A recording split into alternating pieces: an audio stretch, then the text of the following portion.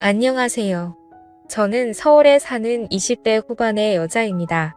어린 나이에 남친을 만나 2년 열애 끝에 결혼을 했습니다. 지인들은 성급하게 결혼하는 거 아니냐고 말렸지만 빨리 안정된 삶을 살고 싶어 서둘러 결혼을 했습니다. 저는 대학 졸업 후 바로 취업하여 악착같이 적금도 들고 나름 열심히 돈을 모았지만 집을 마련하기엔 턱없이 부족하여 친정에서 전세 자금으로 5천만 원 정도를 도와주셨습니다. 부모님께 손을 벌려 죄송하면서도 감사했죠. 저희 집과 달리 시댁에서는 도움을 주지 않으셨고 남편과 대출을 받아 가까스로 전세집을 마련할 수 있었습니다. 어느 날 저 혼자 집에 있던 날이었습니다. 시어머님께서 집으로 오라고 연락을 하여 홀로 가게 되었죠. 갑작스럽게 방문한 시댁에서 예상치 못한 시어머니의 요구에 저는 당황했습니다. 내용을 들어보니 어머님은 제가 월급을 받으면 본인에게 맡기라고 하시는 겁니다.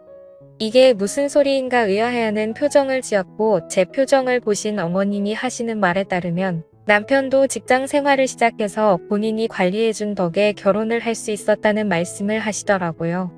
저는 스스로 재택했는데 제 상식선에서 이해가 되지 않아 힘들 것 같다고 말했습니다. 그랬더니 되레 본인을 못 믿냐며 기분 나쁘다고 말씀하시더라고요. 솔직히 같이 거주하는 것도 아니고 시어머님한테 월급 맡기는 며느리가 몇이나 되겠습니까? 만약 어머님 말대로 따른다면 매번 돈을 타서 쓰는 것도 말이 안 된다고 생각했습니다. 어머님은 저의 거절의사에 불쾌해하셨고 그날 이후 계속해서 별일도 아닌 일에 딴지를 걸기 시작했습니다. 어버이날 선물로 준비한 스카프를 보시더니 이건 지나가는 개도 안 하겠다. 보는 눈이 왜 이렇게 촌스럽니? 완전 시골 노인네 패션이네 하셨고 나름 요리 솜씨를 발휘해 음식을 대접했을 때는 이게 사람 먹으라고 만든 거니 네 맛도 내 맛도 아닌 음식을 가져오면 어떡하니? 쓰레기 봉투 값이 더 들겠다. 라며 온갖 트집을 잡았습니다. 저런 말을 들었을 때 너무 당황하여 아무 말도 하지 못하였습니다. 저를 지나가는 남보다 못하게 대하는 어머니 때문에 시댁에 가고 싶지 않았습니다. 옆에서 본 남편은 그만하라고 어머니를 나무랐고 그럴 때면 어머님은 오히려 기세등등한 태도로 저에게 더 모신 말들을 퍼부었습니다. 어느 날은 저희 집으로 연락도 없이 방문해 대뜸 주방으로 가서 냉장고를 열어보시더니 너는 살림한다는 애가 이게 뭐니? 냉장고 정리를 하고 살긴 하는 거니? 먹을 거라곤 김치 쪼가리뿐이구나 하며 잔소리와 함께 냉장고에 있던 반찬통들을 바닥으로 던지기 시작했습니다. 어머니의 몰상식한 태도에 저는 멈춰달라고 말씀드려도 듣지 않는 태도에 화가 나서 솔직히 저도 살림만 하는 주부 아니고요 밖에서 일도 하는 사람이에요. 남편이랑 동등하게 일하고 오는데 살림까지 완벽하게 바라시는 건 욕심 아니세요? 하고 말했습니다. 어머님은 어디서 말대답이야? 너네 친정에서는 시어머니한테 그따위로 말대답하라고 가르쳤니? 가정교육을 어떻게 받은 거야? 여자가 결혼을 했으면 당연히 살림도 신경 써서 해야지 하며 고리타분한 이야기를 시작하셨습니다. 무식한 사람이라 대화가 안 통했고 너무 짜증나 대답도 안 했더니 너 우리 아들 월급 친정 가져다 주니? 집안 꼴도 거짓꼴이고 나는 너가 대체 그 돈들을 어디다가 쓰는지 도통 모르겠다고 저에게 따지듯이 말씀하셨습니다. 어이가 없어 어머님을 보며 친정이 저희 집보다 더 잘 살아요. 쓸데없는 이야기 하시려고 연락도 없이 오신 거예요? 물었습니다. 듣고 있던 어머님은 내 아들 집에 맘대로 올 수도 있지. 이게 너만 사는 집이니? 그리고 살림이 꼴날 줄 알고 니네 월급 나한테 주라고 했던 거야. 그럼 내가 와서 집도 정리해주고 너네도 얼마나 좋니? 라며 아무렇지 않게 말하시더라고요. 그동안 저한테 모질게 했던 이유가 맡기지 않은 월급 때문이란 걸 알게 되었죠.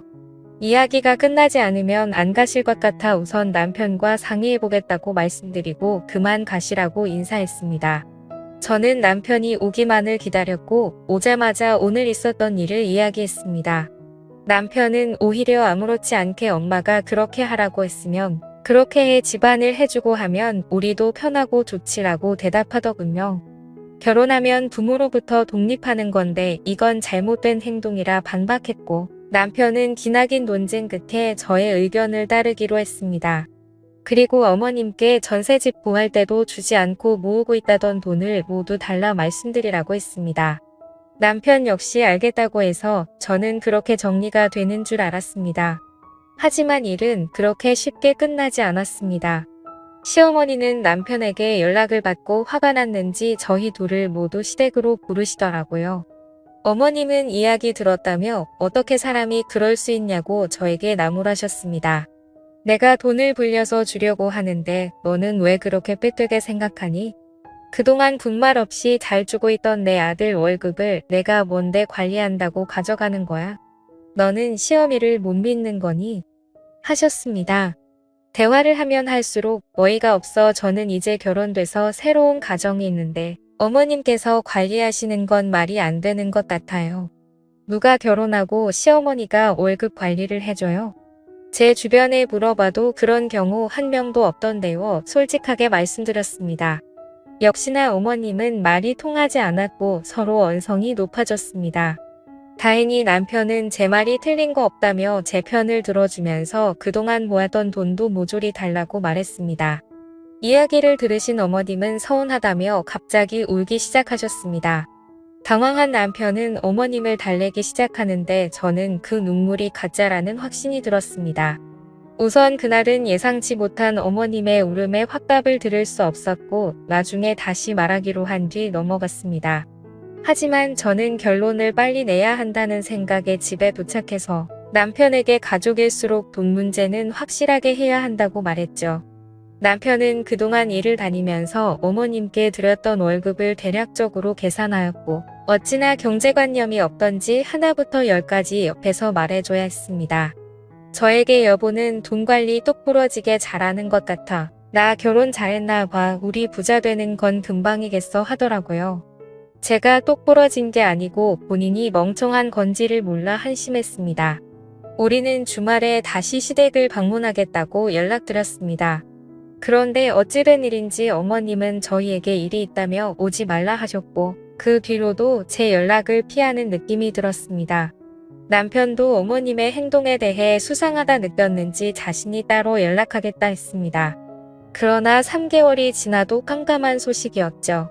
어느덧 추석이 다가와 명절 준비를 위해 어머님께 전화했더니 드디어 연락을 받으셨습니다. 기다리던 명절 당일이 되어 차례를 모두 마치고 남편은 어머님께 그동안 모아두신 돈에 대해 말을 꺼내었습니다. 이야기를 듣던 어머님은 발끈하시며 지금 그 돈을 왜 찾아? 하며 소리치시는 겁니다. 남편은 왜 소리를 질러?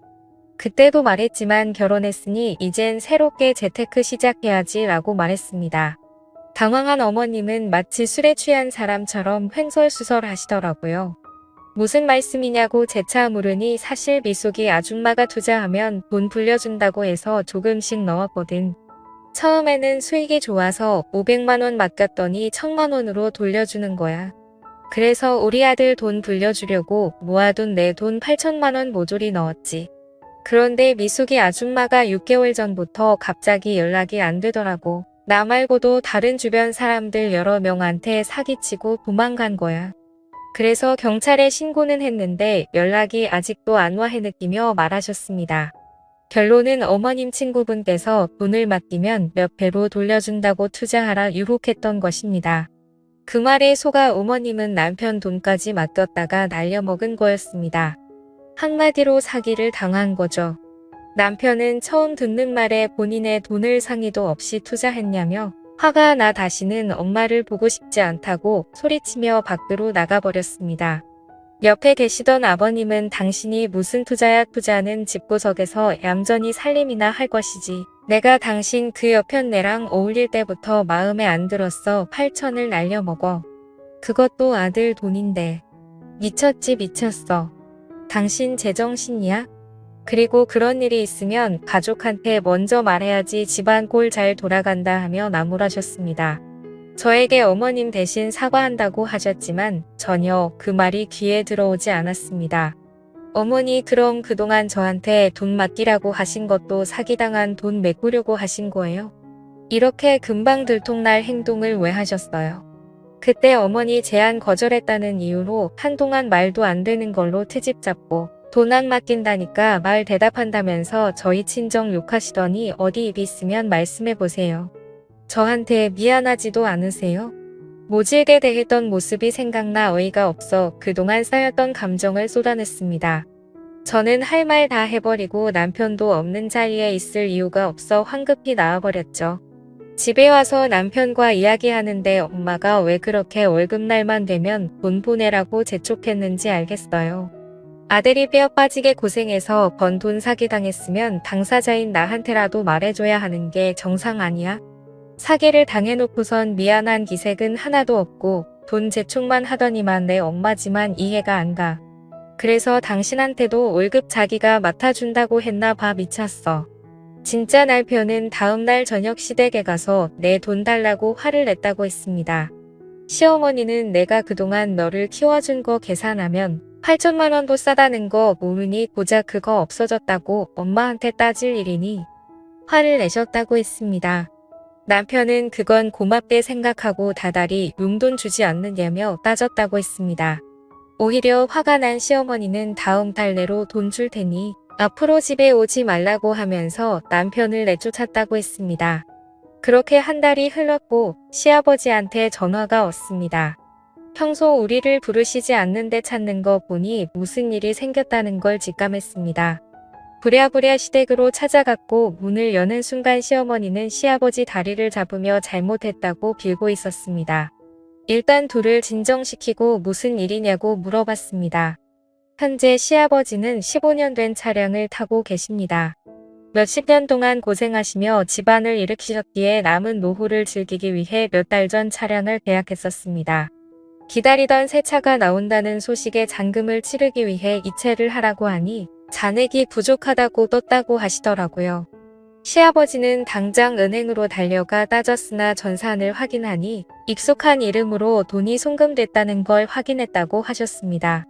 이름을 곰곰이 생각해 보니 시어머니의 지인인 걸 알아채신 뒤 집으로 돌아와 지금 이 상황이 됐다고 하셨습니다.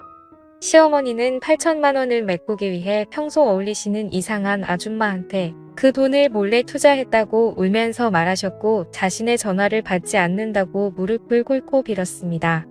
너무 화가 난 시아버지는 시어머니를 놔두고 나가버리셨습니다.